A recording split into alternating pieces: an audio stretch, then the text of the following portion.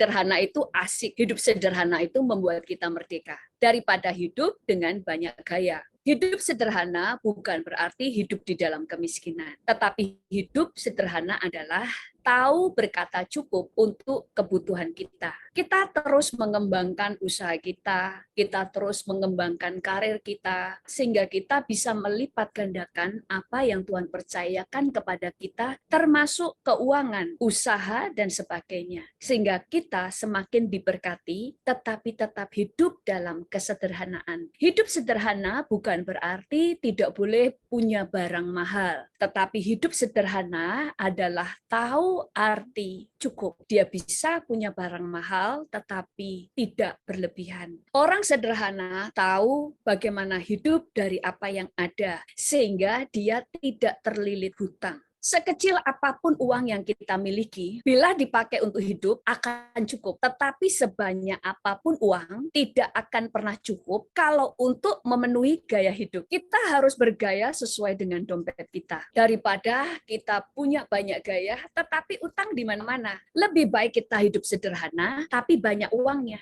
Kita harus hidup sesuai dengan kemampuan kita, bukan sesuai dengan kemauan kita. Banyak orang ingin menaikkan gaya hidupnya dengan menurunkan harga dirinya. Dia terlilit hutang di mana-mana. Bahkan seringkali menipu orang di mana-mana demi memuaskan gaya hidupnya. Kehidupan yang sederhana memang sangat luar biasa, tetapi hanya orang-orang bijaksana yang dapat memahaminya. Hidup sederhana adalah kita mengerti arti cukup untuk kebutuhan kita, tetapi tidak pernah berkata cukup untuk mengembangkan usaha-usaha kita. Tuhan Yesus memberkati.